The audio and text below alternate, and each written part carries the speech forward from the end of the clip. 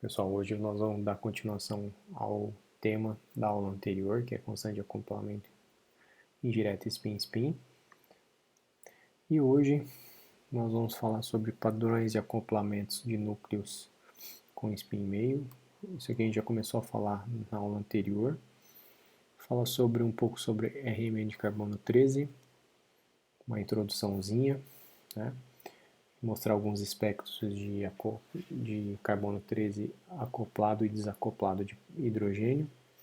Falar sobre mecanismo de transmissão e sinal do acoplamento. Existem dois modelos para isso, para elucidar isso e entender.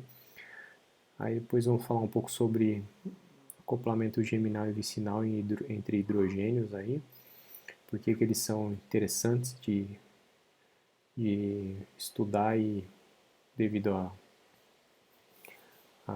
às informações úteis que é fácil de obter pelo valor do acoplamento e relacionar isso com a estereoquímica ou isomeria dos compostos. Falar um pouco sobre acoplamento de longo alcance, espectro de primeira e segunda ordem, isso aqui é uma coisa que vai realmente influenciar na qualidade do nosso espectro. E falar finalmente um pouco sobre equivalência química e magnética. A gente vem falando isso de um jeito meio indireto quando eu falo sobre hidrogênios quimicamente equivalentes. Então a gente vai dar uma definição melhor sobre isso e falar sobre definição de equivalência magnética. Então vamos ver. Então nós vimos na aula passada esses 4 padrões de acoplamentos aí para sistemas com spin meio, né? Então, aqui a gente tem um singleto, né? Aqui a gente tem seriam dois hidrogênios que são diferentes, aí não tem o mesmo ambiente químico, né? Então cada um deles vai dar um dupleto. Aqui seria um hidrogênio e dois hidrogênios de um CH2, né? Que aí lembra que esse hidrogênio A, ele enxerga os dois hidrogênios que são quimicamente equivalentes como um tripleto, lembrando da regrinha de multiplicidade 2Ni mais 2, que para spins meios a gente pode simplificar para N mais 1. A X3, quando a gente viu um hidrogênio que acoplava com hidrogênios da metila, né? Então esse hidrogênio ele enxergava os hidrogênios da metila como um quarteto, ou seja, o sinal dele se dividia em 3 picos ou 4 picos, né? E consequentemente os hidrogênios da metila enxergavam ele como um dupleto, certo? Então, e aí nós temos alguns outros padrões de acoplamentos aqui, o AMX, neste caso aqui a gente está, é como se nós tivéssemos 3 hidrogênios diferentes, que são quimicamente não equivalentes entre si, e aí a gente, então o hidrogênio A viria o hidrogênio M como um dupleto, mas esses dois dupletos, como esse aqui que eu estou circulando, ele ainda se desdobraria em mais dois dupletos. Então é como se cada pico desse sinal aqui se transformasse em mais dois, ok? Que seria igual a isso aqui. Então eu teria um dupleto de dupletos. Aqui no sistema M2X é como se eu tivesse um tripleto de dupletos, né? Então seria como se fosse o AX2, mas com um outro núcleo aqui. Então, na verdade, o núcleo A enxerga os dois hidrogênios que poderiam ser de um CH2 como um tripleto, e posteriormente essas perninhas desse tripleto, como esse aqui que eu estou circulando, elas se dividiriam em mais dois picos, então resultando em alguma coisa parecida com isso aqui. Tá? Finalmente, a gente tem o AMX2, então nesse caso seria um dupleto de tripletos, ok? Então primeiro a gente teria um dupleto como este aqui, e cada pico desse aqui se desdobraria em dois tripletinhos, né, que é o resultando nisso aqui, ok? E finalmente aqui a gente teria o AM2X2, que é como se fosse um tripleto, como esse, e aí cada perninha desse tripleto aqui, pico, se desdobrasse em mais 3 tripletos. Então, nós teríamos 3 tripletos aqui. Tá? Esses dois casos aí são interessantes porque isso aqui a gente pode usar para definir algumas coisas. Neste caso aqui a gente fala que é um tripleto de dubletos e não um dubleto de tripletos. Por quê? Porque esses sinais eles sempre vão obedecer a ordem de magnitude ou de grandeza. Aí. Então, isso quer dizer que o A com o M2 dando tripleto, a separação é muito maior do que com o dubleto. Então, isso já nos diz que o caminho do acoplamento de A com M2 deve ser menor do que com A com X. Ou seja, o valor do acoplamento de A com M2 é maior do que A com X. Por isso que primeiro eu desdobro em um tripleto grande, que será desdobrado em 2 dubletos pequenos. Aqui seria o contrário, né? Eu tenho um dubleto que é maior, que tem um acoplamento maior do que o acoplamento de A com os dois x, que gerando esse tripletinho. Tá? Então, isso é uma coisa que é importante guardar também. Então, vamos ver um pouco sobre a RMN de carbono 13. Então, aqui eu tenho uma tabela das propriedades dos núcleos de carbono 13 e comparando com o do hidrogênio que a gente já viu. Né? A abundância natural do carbono 13 é 1%, ela é baixíssima, enquanto do hidrogênio, o próton, aí é 99,9%. Ambos têm spin meio, são núcleos diamagnéticos, né? Lembrando que núcleos diferentes de spin meio são quadrupolares, perdão. A sensibilidade aqui ele é baixa em relação ao do hidrogênio, né? Do hidrogênio é 3 ordens de magnitude maior. A razão magnetogírica, né? Então aqui diferente, ela é menor. E se eu pegar e fazer a razão das duas razões magnetogíricas aqui, né? 6.7 dividido por 26.7, eu consigo, a partir do campo magnético aplicado para o hidrogênio, eu consigo achar a do carbono. Então, geralmente, o que acontece? Todos os espectrômetros de RMN, eles são o campo dele é sempre em relação ao campo do hidrogênio. Então eu tenho um equipamento de 300 MHz, 500, 600, 800, 900 MHz, 1 GHz. Isso tudo se refere-se à frequência de ressonância que vai estar sendo utilizada para os núcleos de hidrogênio. Então eu consigo, a partir, usando as razões das razões magnetogíricas de algum núcleo pela do hidrogênio, achar o campo que será que esse núcleo sentirá, né? Ou que o equipamento vai operar para esse núcleo. Então aqui, diferente do hidrogênio, para o carbono 13 a gente tem uma ampla faixa de deslocamento químico que vai aí de menos 20, mas geralmente de 0 a quase 220 ppm. Então a gente tem regiões características, por exemplo, regiões de carbonila, né, de éster, de carbonila, de amida, aromáticos aqui, algumas alcenos aqui também, alguns outros tipos de alcenos aqui, ok? E alguns anéis cíclicos, né?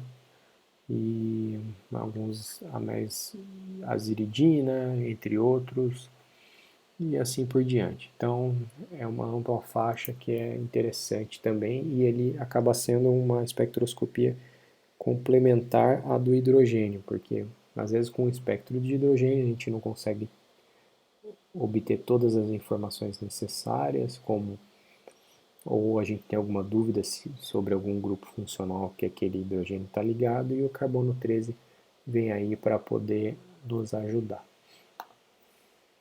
Então aqui a gente tem um espectro do acetato de etila, um espectro de hidrogênio, né? Então a gente tem 3 picos aí, sendo o mais blindado integrando para 3, o segundo mais blindado também, e o terceiro integrando para 2, ok? Então esse primeiro pico aqui, que tem um deslocamento químico em volta de 1,26, ele dá um tripleto. Bem, ele dá um tripleto e ele está integrando para 3. Se ele está integrando para 3, ele deve ser um dessas duas metilas. Mas ele dá um tripleto. O que isso quer dizer? Lembrando da regra de multiplicidade, quer dizer então que se ele o sinal dele se desdobra em 3 picos, quer dizer que ele está enxergando 2 hidrogênios, certo? Então, isso nos leva a crer que esse camarada aí, ele está próximo a um CH2. Então, neste caso, esse sinal refere-se ao CH3 ligado ao CH2. Esse singleto aqui nada mais é que a metila que está ligada direto ao carbono da carbonila. Ela não acopla com os hidrogênios não acoplam com ninguém, né? A gente está a 1, 2, 3, 4, 5 ligações do CH2 ou 7 ligações do CH3. Então, o acoplamento do hidrogênio aí é nulo, né? Não, por isso que a gente não tem desdobramento do sinal desse singleto. E finalmente, para o CH2 aí, a gente tem um quarteto. Por quê? Porque esses hidrogênios do CH2 enxergam os 3 hidrogênios da metila como uma coisa só, pois são quimicamente equivalentes. Certo? Então, nesse aspecto aí, se a gente tirar os valores dos acoplamentos, a gente vai chegar a alguma coisa próximo de 7 Hz aí. Ou seja, se esse camarada está acoplando com esse com 7 Hz, esse aqui vai acoplar com o da esquerda vai acoplar com o da direita com 7 Hz. Lembrando daquela regra de reciprocidade aí. Muito bem, quando eu vou para o espectro de carbono 13, que a gente chama de espectro acoplado, quando a gente só fala espectro acoplado, pus entre parênteses aqui de hidrogênio, porque já quer dizer que ele está acoplado ao hidrogênio. Então, quando você vai pedir um espectro numa central analítica, você fala assim, eu queria um próton e um carbono 13 acoplado. A operadora já sabe que você quer um carbono 13 acoplado de hidrogênios. Ok? Então, devido à abundância de 1% do carbono de carbono 13, na verdade esse espectro de carbono 13 acoplado ou tanto ou desacoplado nada mais é que uma foto de vários acetatos de etila, que é o caso, onde eu tenho uma substituição isotópica em várias posições, né? Sendo que para cada pico equivale a substituição isotópica em uma das posições. Então, por exemplo, esse pico mais blindado aqui refere-se a uma molécula que originou dessa molécula que tinha um carbono 13 no CH3 dessa ponta aqui. Por outro lado, o outro pico refere-se à molécula onde tinha um CH3 ligado, um CH3 com um carbono 13 nesta ponta aqui. Esse sinal do CH2 refere-se a uma molécula que tinha um CH3 com carbono 13 no CH2. E finalmente, lá na carbonila, o sinal da carbonila, refere-se à contribuição dessa molécula onde tem um carbono 13 no carbono carbonílico. Por quê? Porque a mudança é muito pequena. Então, para eu ter, imagine só que para eu ter carbono 13 em todas as posições dos carbonos, eu teria que ser a probabilidade seria 1% vezes 1% vezes 1% vezes 1%.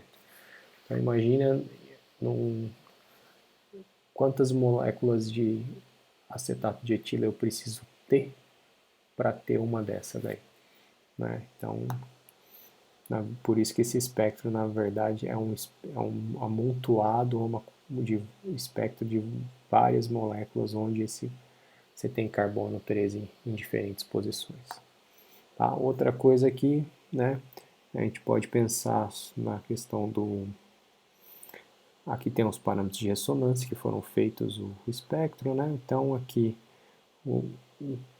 esse espectro foi feito num 250 MHz para hidrogênio, né? Então é um aparelho de 250 MHz e na verdade para o carbono está sendo usado essa frequência de 62,89 MHz aí, que é o que o hidrogênio está sendo operado nessa frequência, ok? Então vamos olhar agora cada pico desses aqui, ó, que parecem um quarteto, outro quarteto e um tripleto. Então vamos olhar o mais blindado aí, que está abaixo de 20, está aqui em 14 ppm. Se a gente olha esse pico, a gente vê realmente que ele é um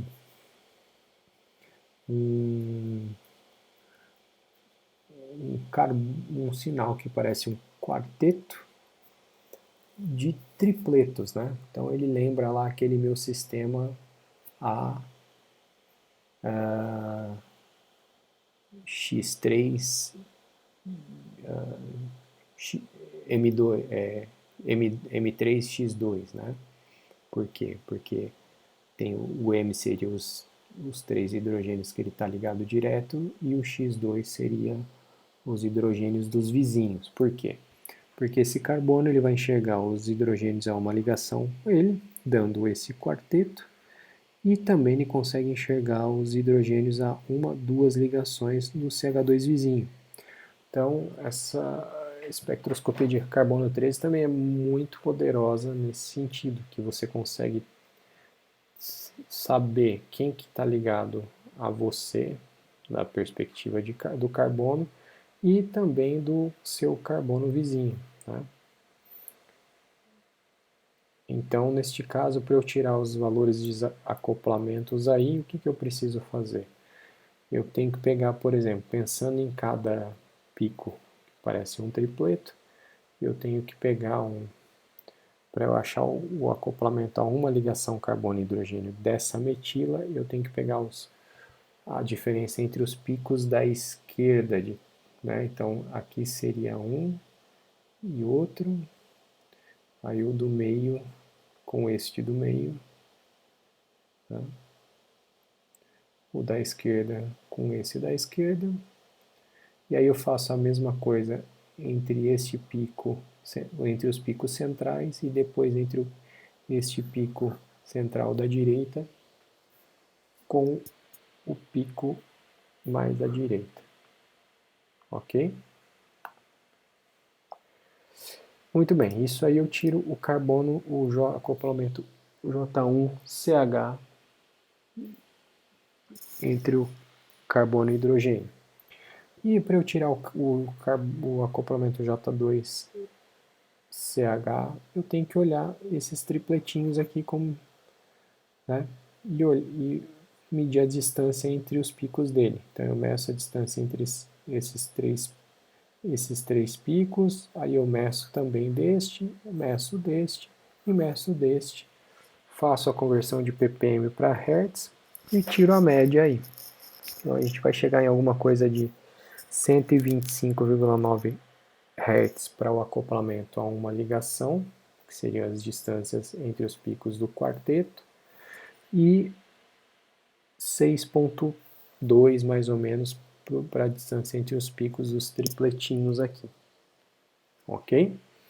Então, isso eu deixo para vocês fazendo os cálculos aí. Bem, olhando aqui para o segundo quarteto, em aproximadamente 21 ppm aí, se eu fizer as distâncias aqui, eu vou chegar num valor em torno de 128 Hz aí, mais ou menos.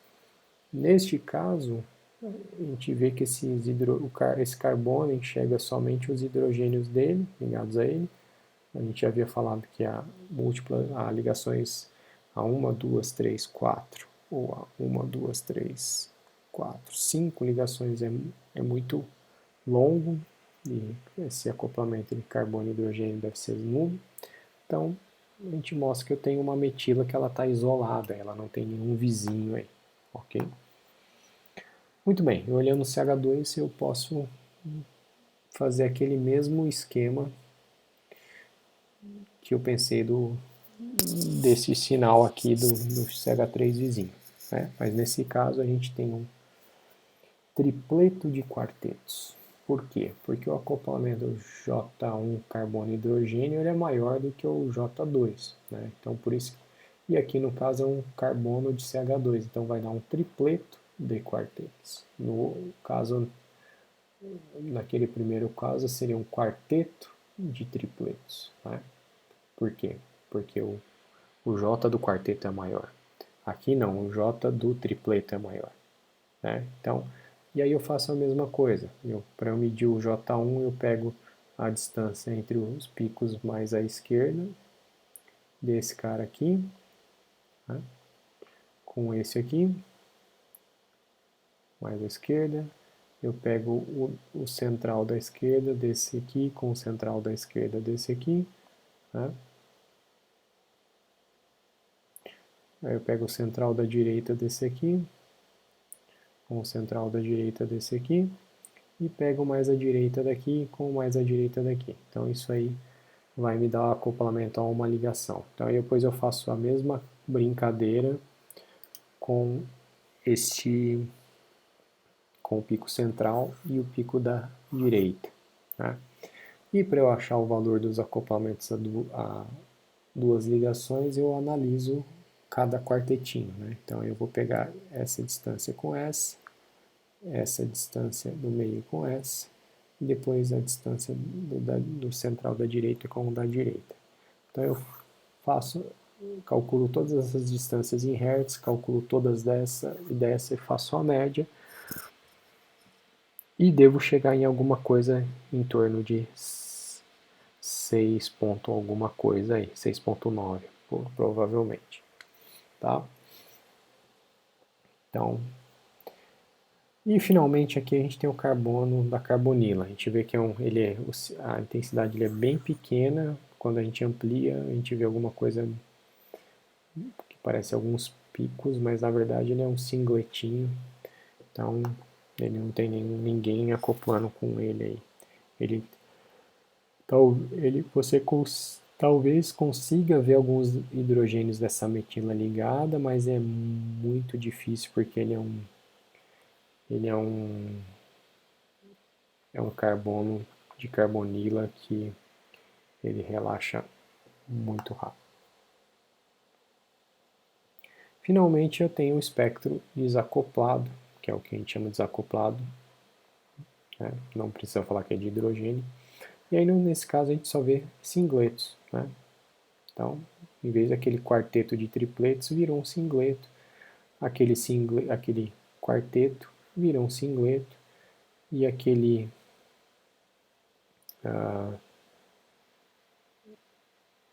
tripleto de quartetos virou um singleto. E a carbonila continua sendo um singleto ali.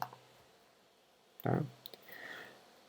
Se eu tiver um espectro de hidrogênio com a boa resolução e uma razão sinal do ruído bem pequena, às vezes eu consigo ver os acoplamentos entre carbono e hidrogênio a uma ligação. Por quê? Porque eles vão acabar aparecendo com os picos satélites, né? Então, por exemplo, se eu pegar esse cara aqui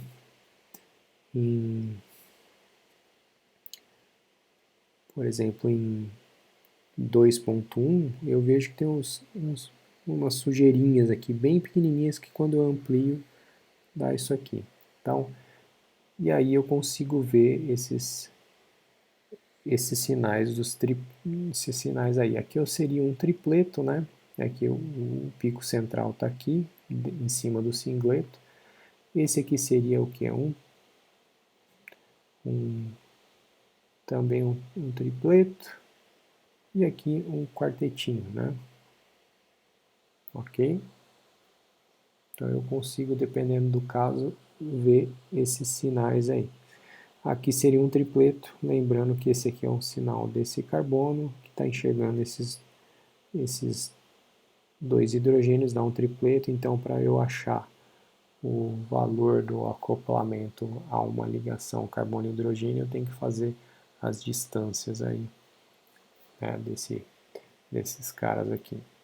Aqui seria um singleto, então essa distância estaria aqui. E aqui eu consigo ver a distância do quartetinho aqui, devido ao CH2. Então, essas distâncias aqui seriam o acoplamento a uma ligação, né? Mas é muito mais fácil você tirar um espectro de carbono 13 aí. Bem, eu havia falado aqui nesses aparelhos de FT, né, transformado de Fourier, a gente usa solvente deuterado, então, além dos hidrogênios da nossa molécula em questão, a gente vê também os sinais do solvente. Então, por exemplo, quando a gente faz um espectro em cloroformo deuterado, a gente vê um sinal em 7.2 que refere-se ao sinal do hidrogênio aí. Mas, opa, mas espera lá, não é solvente deuterado? Sim, mas como é um espectro de hidrogênio, esse solvente sempre tem um resíduo da molécula de clorofórmio não deuterada, porque você vai abrir o frasco de solvente deuterado, você vai tendo troca de deutério por hidrogênio, né? Então chega uma hora que você começa a ter bastante clorofórmio não deuterado no frasco de clorofórmio deuterado. E como a gente está falando no espectro de hidrogênio, vai começar a aparecer esse sinal. Já no espectro de carbono 13, o que a gente desacoplado, ou seja, a gente não vê nenhum acoplamento carbono e hidrogênio, o que a gente vê são sinais do carbono acoplando com o deutério, né? Bem intenso. Por quê? Porque a gente tem deutério na molécula e a gente está desacoplando em relação a hidrogênio, não a deutério, né? Então a gente vê os picozinhos, na verdade são 3 picos de mesma intensidade. Por quê? Porque o spin do deutério é 1, né? Se eu lembrar na regra de multiplicidade 2Ni mais 1, 2 vezes 1 deutério, vezes 1, que é o número quântico de spin dele, mais 1, eu chegarei em 3 linhas. Né? E quando meu solvente está muito cheio de clorofórmio não deuterado, o que a gente vê são 3 picos e um sinal intenso aí, que provavelmente seja do carbono do clorofórmio não deuterado. Então a gente vê uma coisa que são 3 picos mais um intenso no clorofórmio não deuterado aí, que caem todas na mesma região, sobrepostos. Vamos ver o mecanismo de transmissão do sinal do acoplamento spin-spin. Então vou dar uma ideia rápida de como isso se dá. Tá? Então há 4 contribuições. Por quê? Porque esse acoplamento ele se dá via elétrons da ligação. Ou seja, apesar de ser um acoplamento entre spins nucleares, o meio de transmissão é dado pelos elétrons. Tá? Então, dentro da aproximação não relativística, eu tenho 4 componentes para descrever isso. Então, a gente descreve isso quanticamente. O mais importante é contato de Fermi para carbono e hidrogênio. O interessante é que esse contato de Fermi ele descreve a interação nuclear entre spins dos átomos A e B envolvidos numa ligação química, por exemplo, AB. Hoje em dia a gente sabe que não precisa ter mais uma ligação formal, ou seja, se eu tiver 2 átomos separados no espaço, onde as nuvens eletrônicas deles se sobrepõem, eu posso ter transmissão do acoplamento, ou seja, eles podem acoplar e esses mecanismos a gente chama de acoplamento através do espaço. Então, vamos lá, considerando uma ligação CH e o campo apontando para cima. Então, eu tenho que, por exemplo, para o hidrogênio, o momento de dipolo, o número quântico de spin dele está paralelo ao campo. O elétron da ligação sigma, dessa ligação sigma CH, próximo ao hidrogênio, terá um momento de dipolo, um spin eletrônico antiparalelo ao campo. Né? O outro elétron, pelo princípio de Pauli, vai ser paralelo ao campo, porque ele vai estar emparelhado. E logo o momento de dipolo do carbono C, ou o spin do carbono aí estará antiparalelo, né? Então, quando os spins nucleares desses dois átomos a uma ligação estão antiparalelos, o acoplamento é positivo, maior que zero aí. Então, por exemplo, o acoplamento carbono e hidrogênio é sempre positivo. Então, a gente pode usar esse modelo que a gente acabou de racionalizar, que é o chamado modelo de Dirac, onde eu tenho, por exemplo, o spin nuclear do hidrogênio. Então, a densidade de spin próximo a esse hidrogênio vai estar antiparalelo, enquanto a densidade de spin próximo ao carbono vai estar paralela, e o spin do carbono vai estar antiparalelo. Então, esses caras estão antiparalelos aí, né? Então, o acoplamento vai ser positivo. O acoplamento de duas ligações, que é o geminal e um CH2, né, que é o que a gente chama de geminal, a gente pode tentar racionalizar. Então, imagine só que eu tenho dois hidrogênios de um grupo, né, certo? Desse tipo aqui, um CH2, e o campo está para cima. Fazemos a mesma analogia. Então, se a do hidrogênio A, aqui, nessa ligação, nesse carbono, está para cima, o elétron, a densidade eletrônica, a densidade de spin próximo a ele vai estar para baixo, vai estar antiparalelo, né? A densidade vizinha ao carbono vai estar paralela ao campo, né? O momento de dipolo, o número de spin do carbono vai estar antiparalelo ao campo. A gente chegou à conclusão que a JA1, uma ligação carbono-hidrogênio, é positivo para eles estarem antiparalelos ou estarem emparelhados, né? Enfim, o elétron da ligação, ou a densidade eletrônica da ligação perto do carbono nessa ligação entre o carbono e o hidrogênio B, ele vai estar paralelo ao campo, né? O spin próximo ao hidrogênio B vai estar antiparalelo ao campo, ok? Então, logo, o spin do nuclear do B vai estar paralelo ao campo. Ou seja, quando HA e HB estão acoplando e eles têm os spins paralelos, o J é negativo. Ok? Muito bem, então isso que eu acabei de descrever está representado nessa figura. Aqui, o campo apontando para cima, o spin do nuclear do HA apontando para cima. O elétron mais próximo ao HA está apontando para baixo, o spin do elétron próximo de C está apontando para cima. Aqui a gente poderia colocar o spin, o número de spin, o quântico de spin do C apontando para baixo, e assim por diante, fazer a mesma coisa. Então aqui, se aqui está para baixo, aqui vai estar para cima, esses elétrons estão emparelhados, então está para baixo, e o número quântico de spin está paralelo ao campo do HB. E esses dois caras estão paralelos, logo o J vai ser negativo, o acoplamento aí. Eu posso pensar em níveis de energia também. Então, lembrando aqui, imaginemos só que a gente tem um núcleo A e um núcleo X. Então, essa parte central aqui seria, por exemplo, um sinal desse núcleo A, desse hidrogênio A, na ausência de qualquer vizinho. Então, ele dá um singlet. E aí, toda aquela história lá de um momento de polo do bem interferir no processo de ressonância do A. Então, aqui nós temos, por exemplo, o A, que tem um spin B, um spin beta, e enquanto o X tem um spin alfa. Então, durante o processo de ressonância aqui, eu mudo beta para alfa de A, mas o de X mantém o mesmo, né? Eu não posso violar a minha regra de multiplicidade aí, certo?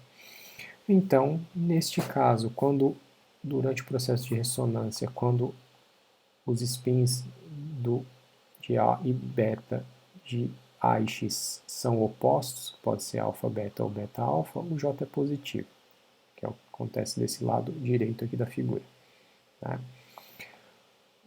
O oposto será negativo. Então aqui, por exemplo, eu tenho um spin beta para o A, e durante o processo de ressonância, onde vai de beta para alfa, o spin do B, do X, é beta, e continua sendo beta, óbvio. Então, neste caso, quando o nível de menor energia é alfa-alfa ou beta-beta, o J é negativo. Né? Então, J1CH é positivo, nesse caso aqui. O JAX vai depender de A e X, né? Então, por exemplo, o J2HH ele é negativo para carbonos sp3, ou seja, esse acoplamento geminal. Ele vai ser positivo quando o carbono for sp2. O J3HH, que é o tal do vicinal, ele é sempre positivo, do mesmo jeito que o J1 carbono e hidrogênio. Então, vamos ver alguns exemplos de constante de acoplamento geminal e vicinal aí. Então, só lembrando que acoplamento hidrogênio-hidrogênio não existe, a molécula é simétrica, a gente não consegue tirar um espectro da molécula de hidrogênio. O que o pessoal faz é fazer uma substituição isotópica de um dos hidrogênios por deutério, medir esse acoplamento e aí depois calcular a constante reduzida que só depende dos elétrons, que é tirando a influência da razão magnetogírica do deutério, e depois, como os elétrons nessa ligação em aproximação, a densidade é a mesma, então ela é uniformemente distribuída do mesmo jeito do deutério H para deutério hidrogênio, essa aproximação, então a gente consegue estimar o valor que seria experimental para esse camarada aí, ok? 280 Hz. N2 é o tal do geminal que a gente já viu falar, observado em hidrogênios quimicamente não equivalentes do grupo CH2. O que é esse quimicamente não equivalentes do grupo CH2? Visto que a gente viu alguns exemplos onde os dois hidrogênios são quimicamente equivalentes, por exemplo, no acetato de etila ou no etanol. Isso ocorre quando a rotação de uma dessas ligações do carbono do CH2 com o carbono vizinho, ela é impedida. Né? Então, esses hidrogênios eles podem não ser mais quimicamente equivalentes porque o ambiente químico vai ser diferente entre elas.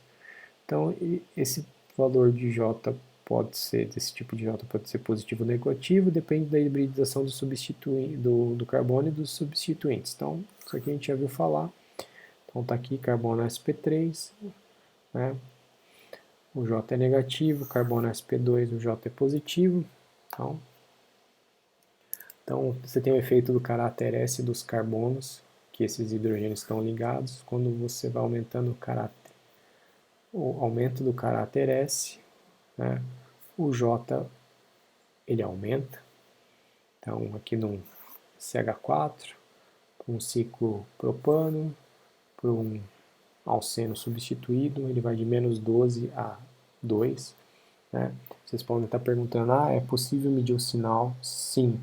Nesses espectros que eu mostro para vocês, a gente só tira a distância entre os picos, não conseguimos ter uma informação sobre o sinal, mas há alguns experimentos em 2 dimensões que você consegue estimar ou definir o sinal dos acoplamentos aí, ok?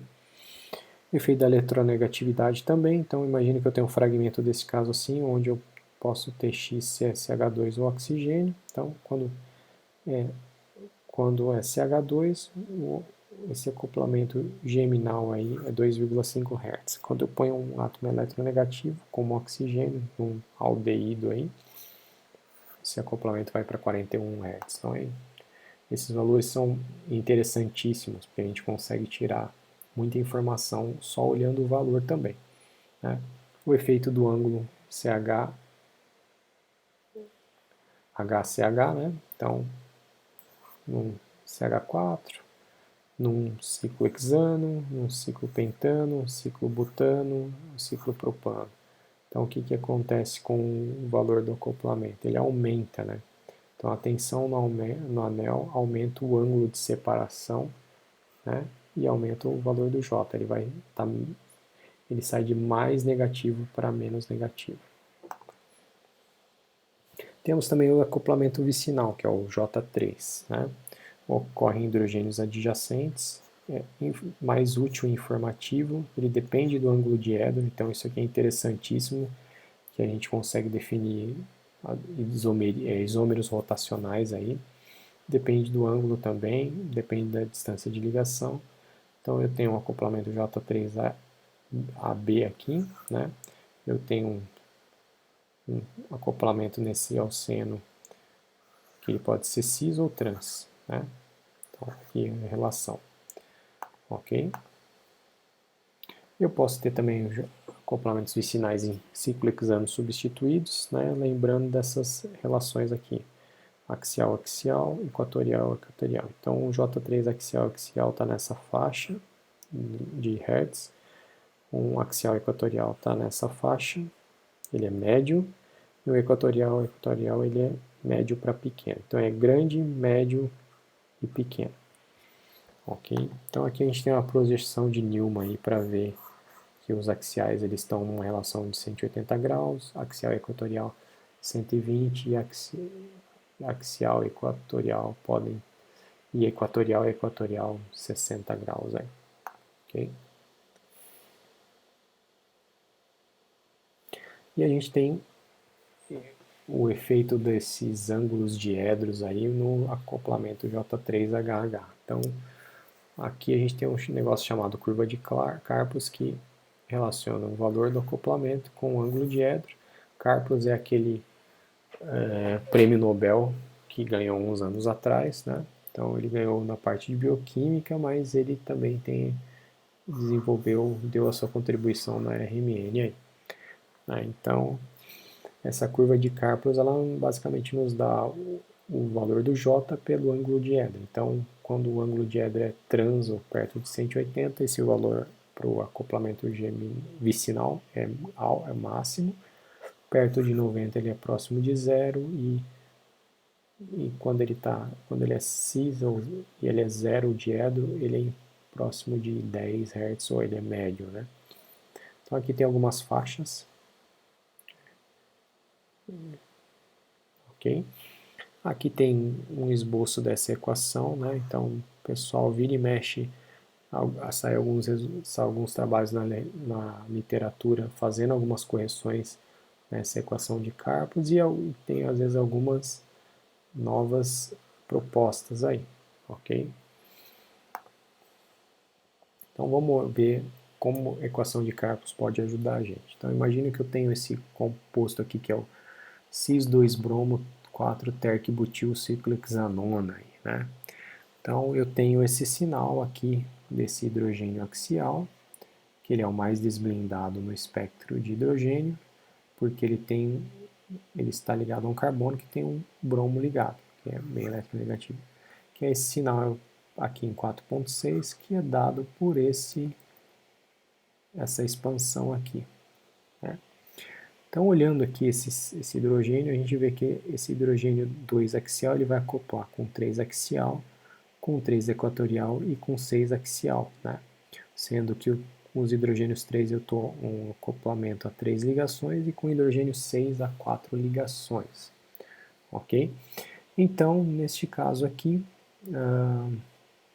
eu consigo saber quais são os acoplamentos. Primeiro, as multiplicidades aqui.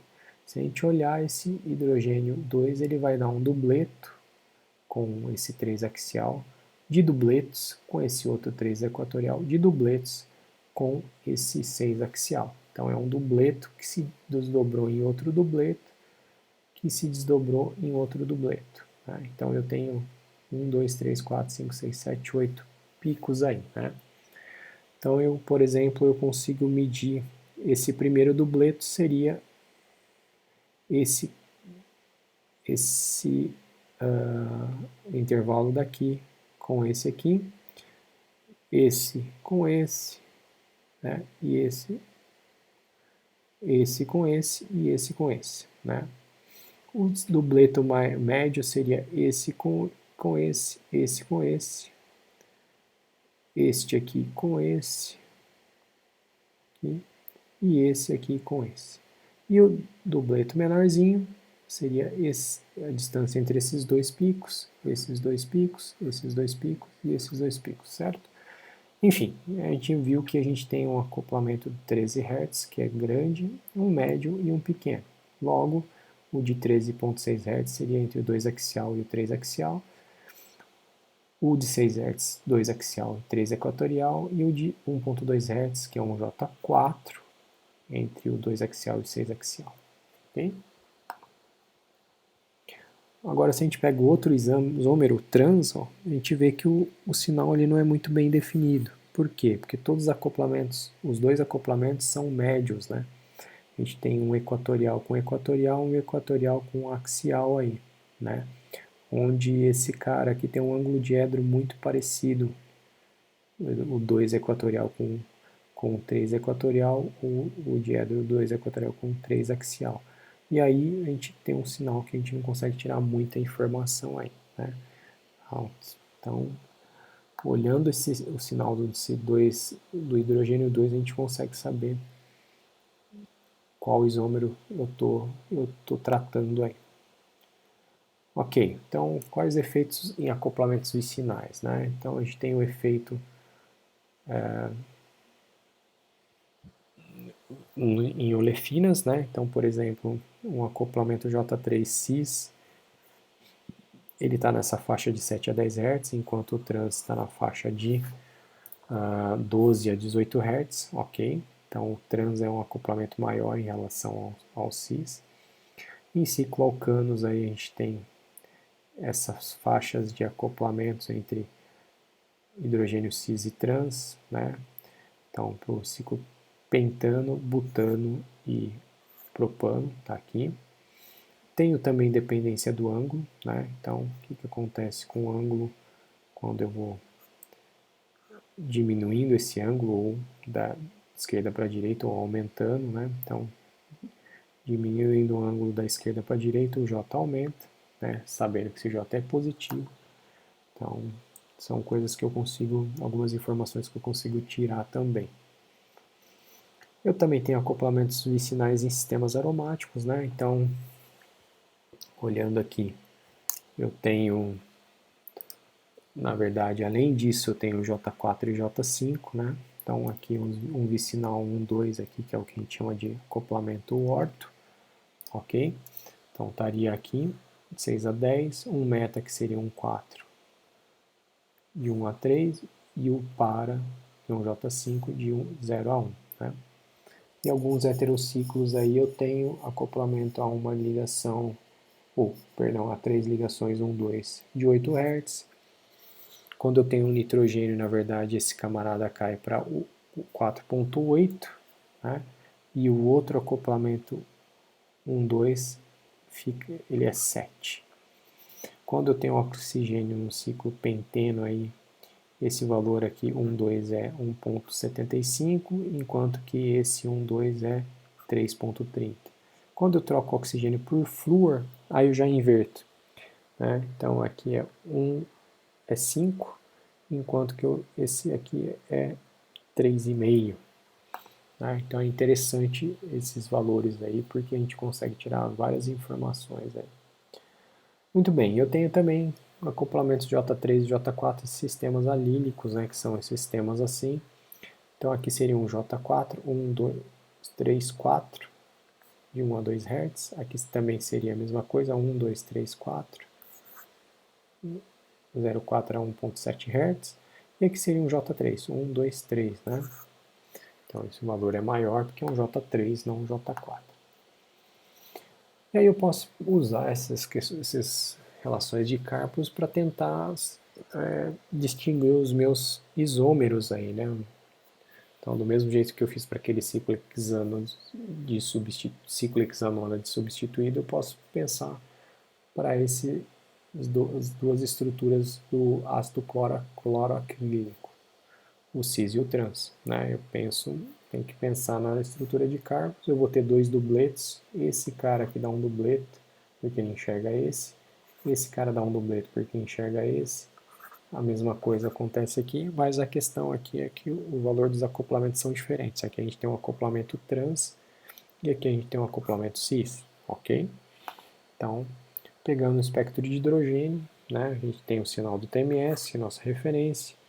Aqui é o sinal da hidroxila, ó, neste caso a hidroxila cai lá perto de 12, e aqui eu tenho os dois dubletos, um para cada hidrogênio. Então, se eu meço o acoplamento aqui e o acoplamento aqui, né, eu vou chegar em torno de 8 Hz aí. Né? Então, é um acoplamento que tem um sinal com um valor característico de ser cis. Aqui está o espectro de carbono, né, sinal do carbono do TMS. Aqui a gente tem como foi feito em clorofórmio deuterado, aqui tem o acoplamento do carbono com deutério do clorofórmio, os dois carbonos olefínicos aí e o carbono da carboxila. Né? Então agora a gente vai para o outro isômero, TMS, os dois dubletos aí, o hidrogênio do OH, da parte ácida, e aí quando eu faço o delta em ppm e multiplico por 300, que é o campo, eu chego num valor próximo a 13 Hz aí, indicando que esse é o isômero trans. Ok? Então, mesma coisa aqui, espectro de carbono 13, sinal do solvente, os dois carbonos da olefina e o carbono da carboxila, o carbono sp2 aí. Ok? E aqui eu tenho, por exemplo, o espectro da 2-cloroacrilonitrila. Então, eu tenho dois hidrogênios aí para esse espectro de hidrogênio, TMS e os dois dubletos aí. Né? Então, eu tenho um dubleto e outro dubleto. Eles estão acoplando entre si, ou seja, esse sinal aqui tem o mesmo valor de acoplamento aqui, né? Que dá em torno de 2 Hz. Né? Aqui eu tenho carbono 13 também, sinal do solvente, TMS, os dois carbonos da carbonila e o carbono da nitrila, do CN aqui, que ele está mais desblindado, porque tem um carbono ligado a um nitrogênio aí. Né? Acoplamento de longo alcance. O que a gente chama de acoplamento de longo alcance? Quando a gente tem um N maior que 3 aí. Então, ele é observado em compostos cíclicos saturados, como a gente viu naquela ciclohexanona de substituída, sistemas alílicos aromáticos. A gente pode observar as 5 ligações também. Então, aqui um acoplamento alílico no sistema alílico, um acoplamento a 4 ligações num benzeno, num biciclo, né, que pode ocorrer também. Um acoplamento a 5 ligações num alílico pode ocorrer. Um sistema aromático também, né, então é possível. E aí o que interessante aqui, por que ocorrem esses acoplamentos? Por exemplo, em alílicos e em aromáticos, que a gente tem a ressonância ou a conjugação das duplas ligações ajudando na transmissão do acoplamento, ou seja, fazendo que aquele núcleo que está a 5 ligações consiga enxergar o outro. E agora vamos falar, para finalizar, sobre espectro de primeira e segunda ordem, porque isso é uma coisa importante que vai definir a qualidade do nosso espectro. Né? Então a gente tem que lembrar que se A acopla com B e C, sendo eles equivalentes ou não, usamos a regra de multiplicidade, o triângulo de Pascal das intensidades, que é aquilo lá que a gente já havia discutido na aula anterior e relembramos agora. Mas a gente só consegue usar isso quando a diferença em ppm entre os dois sinais que estão dos hidrogênios que estão acoplando em Hertz é maior que o acoplamento entre eles. O que eu quero dizer? Imagine aqueles dois dubletos que a gente viu naquele sistema do ácido acrílico. Né? Então, se a separação deles em hertz, os dois sinais, for bem maior que o acoplamento entre eles, então a gente pode falar que o acoplamento entre A e B e A e C são iguais aí, né? Por quê? Porque e aí isso quer dizer que a gente tem um espectro de primeira ordem, ou seja, quando eu tenho um espectro de primeira ordem, eu posso usar essas regras aqui de cima. Então, se o ΔH menos o ΔHB em Hertz dividido pelo acoplamento, o valor do acoplamento entre eles for maior ou igual a 10, então a gente tem um espectro de primeira ordem, multiplicidade e intensidade são comportadas, a gente pode falar que o sinal é um dupleto, um tripleto, um quarteto. Se isso for menor que 10, a gente tem um espectro de segunda ordem, a multiplicidade e a intensidade não seguem as regras anteriores, eu vou mostrar isso daqui a pouco, e os desdobramentos são chamados de multipletos. Por mais que tenha a cara de um dupleto, tripleto, quarteto, a gente não pode chamar disso, a gente tem que falar que é um multipleto. Então aqui tem, por exemplo, aqueles dois hidrogênios do ácido acrílico, por exemplo. Aqui eles estão bem separados, ó. Então eu tenho um dupleto. Quando esses hidrogênios começam a ficar próximos, devido, sei lá, por algum outro motivo, aqui eu estou aumentando o campo, né? Então a separação, lembrando que quanto maior o campo, maior a separação em Hertz, maior o valor de 1 ppm em Hertz. Então aqui, quando o campo começa a diminuir, esses hidrogênios, esses sinais começam a interferir um no outro. Aqui já está parecendo com a cara de quarteto, mas não é, né? Aqui muito mais ainda, até eu chegar em alguma coisa dependendo num singleto aí, se eu não tiver campo nenhum, óbvio, né? E aí, então, isso aqui ilustra muito bem que quando eu tenho o espectro de primeira ordem, eu consigo usar a regra da multiplicidade e prever as intensidades, e aqui neste caso não tem como, eu só vou chamar isso aqui de um multipleto, integrando para dois hidrogênios, por exemplo. Então aqui tem, lembrando lá aquela questão de 1 ppm num campo de 60 MHz equivale a 60 Hz, 400 Hz num campo de 400 MHz, aqui a diferença seria 30 Hz, 200 Hz. Então no primeiro caso eu tenho um espectro, esse sinal seria de segunda ordem, e aqui seria um espectro de primeira ordem. Por isso que é interessante também sempre usar campos maiores, porque às vezes a gente tem algum composto ou um sistema aromático ou uma coisa que os sinais estão muito próximos e aí dá um multipleto num campo baixo, mas se você consegue fazendo um campo maior, usar um aparelho com um campo maior, você consegue transformar esse sinal que era de segunda ordem num de primeira ordem e fazer uma melhor atribuição do seu espectro. Então aqui, por exemplo, eu estou uma ideia do hidrogênio do ácido aspartico. Isso aqui a gente está a 200 MHz. Né? Então olha esse sinal aqui. Esse sinal seria do hidrogênio ligado ao carbono que tem o grupo amino. Né? Aqui ele está em ppm, aqui é o mesmo sinal em Hertz. E aí eu tenho os outros dois hidrogênios, cada um deles do CH2 aqui, porque eles são quimicamente não equivalentes. Né? Então eles não são iguais porque essa rotação aqui ela é meio impedida. Então quer dizer que esse hidrogênio do CH ele acopla com os hidrogênios do CH2 diferentes. Por isso que teoricamente daria um dupleto de dupletos, mas isso aqui é um multipleto, porque é um sinal de segunda ordem. A mesma coisa, padrão de acoplamento é o mesmo para esses dois hidrogênios do CH2. Ele acopla com o vizinho, o geminal dele como um dupleto e com o vicinal, que é o do CH, como um dupleto, mas aqui a gente não pode afirmar isso porque não tem cara de dupleto de dupletos. Agora, quando eu dobro o campo, aí sim, eu começo já a ver um dupleto de dupletos, outro dupleto de dupletos, mas não está muito bem definido ainda. Esse aqui é um sinal ainda de segunda ordem, né? E a mesma coisa para esse outro sinal do